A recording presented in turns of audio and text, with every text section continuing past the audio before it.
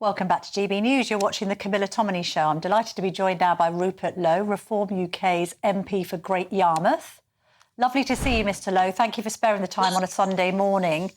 Priti Patel has suggested that Parliament be recalled over this unrest that we're witnessing across the streets of Britain.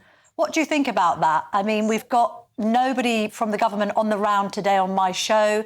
Keir Starmer's apparently going on holiday this week.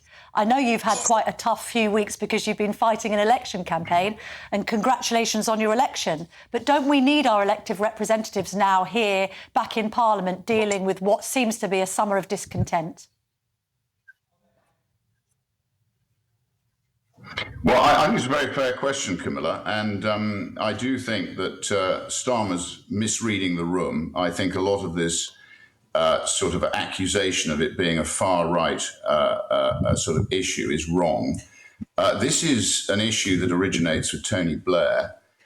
He and his, as I call them, the four horsemen of the apocalypse, Mandelson, Campbell and Brown, they basically have undermined the British Constitution. They effectively have laid heffalump traps like the ECHR. Well, the ECHR is embedded within the Human Rights Act, the Equalities Act, and effectively what they did was open the floodgates to effectively divorcing the relationship between the directly elected MPs and the people.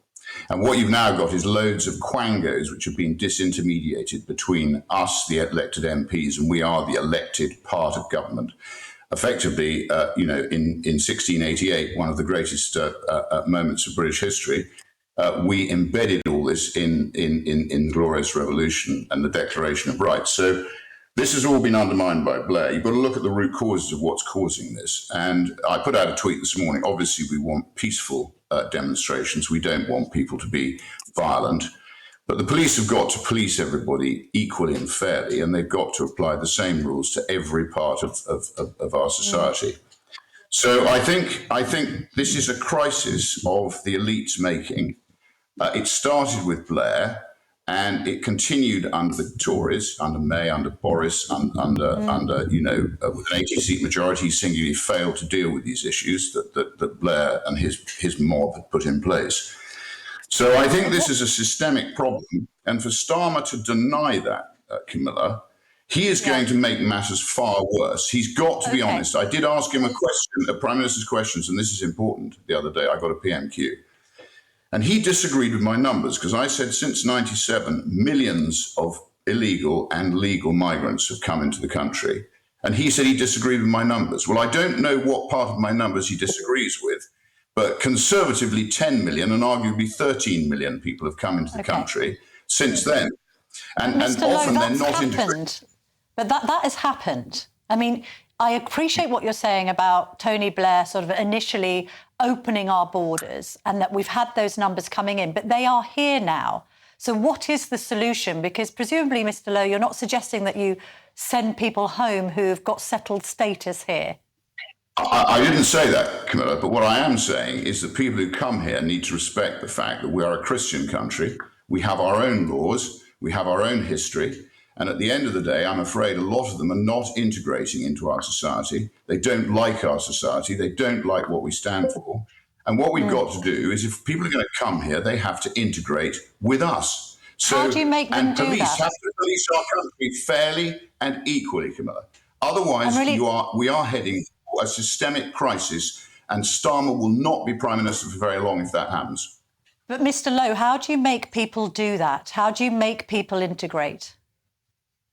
Well, that is a problem that the post-war elite, or the since 97 elite, as you call them, I don't call them elite, most of them don't know which way is up. But the fact of the matter is, Camilla, that they have brought these people in an untargeted way, and it's built up a massive problem. And just look at the sort of plumes of volcanic magma that keep bursting out, whether it's Southport, whether it's Catherine Burble Singh, whether it's people stealing Rolex watches and being let off, whether it's people who are let off because they can't speak English. No, we have to deal with this and it has to be dealt with fairly and correctly. And they have to remember the fact that people in this country are not racist. They're very fair-minded. They are decent people. But when they get angry, Camilla, they don't stop being angry very quickly because it takes an awfully long time to get them hired. But Mr. Lowe, are you saying that the majority of migrants into this country don't integrate? Because I think we've all got examples in our own lives of people assimilate very well into this country. This is why we are multicultural. We've got plenty of examples of that. So how are you saying that people should integrate further? Some people integrate well, Camilla, and our chairman is an example of that. You know, Zia Yusuf came here, he's contributed, he's built up a business. But have you been to parts of Bradford? I used to be chairman of a football club. I went to all these places. And you're telling me that's integrated in and accepts the Christian faith? But I'm asking you. And regulations. I'm asking you. I don't know. That's not what you're saying. But Mr. Lowe, I'm asking you for solutions. We can talk about why it's happened, how it's happened. We can blame previous governmental, leaders. We can look at all of that. But I'm asking you, because Kemi Badenoch's identified this idea that people aren't integrating. What would you do to make communities integrate with each other more? Is there religious barriers? The first thing to do, Camilla, which there's no sign of Labour doing, is to stop legal and illegal immigration, severely restrict it, because immigration is a good thing if it's targeted. And as I say, pre-97, Britain knew who we were. We had a very strong economy. We had not much national debt because we'd had Margaret Thatcher. And at the end of the day, you know, we had migration that was manageable, 50,000 give or take each year. And it added to our economy. I guess Zia Yusuf would have been an example of that. But what we're seeing now is we're seeing illegal migrants coming in by boat. And we're seeing the equivalent of a city of Bristol net migration was 750,000 people last year. That is a city the size of Bristol each year. That is not sustainable. All our public services are failing as a result of it. Most of our problems emanate from immigration, Camilla. Yeah. And until people but there's sit a lot down of immigrants working for our public services as well, though, Mr. Lowe, aren't there? There's lots of immigrants working in the NHS. There's lots of immigrants working on frontline public services. So I appreciate what you're saying about the numbers. We are losing our entrepreneurs. We're losing our wealth creators. 9,000 of them have left this year. They're gone. They're the people who take risk. They build businesses. They employ people. They take risk. They are contributors. And they are going. They can vote with their feet. That's what can happen. They're going to Italy.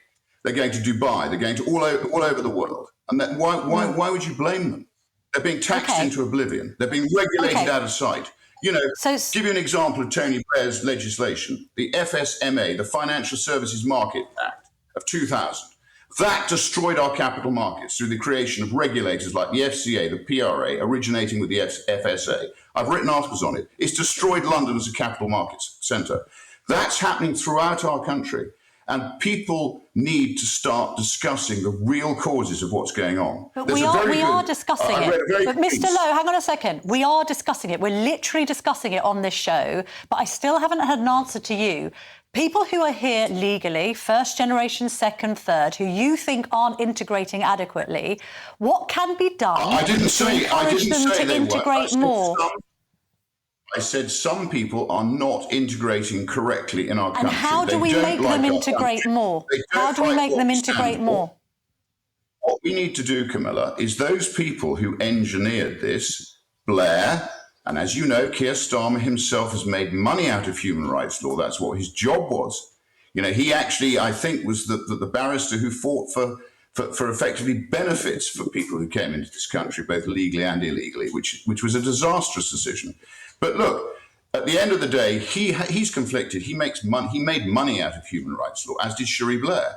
So at the end of the day, what we need is an honest debate. I don't have a golden bullet for years and years of the elite's mismanagement of our immigration policy, but we've got to have a frank and honest discussion about it.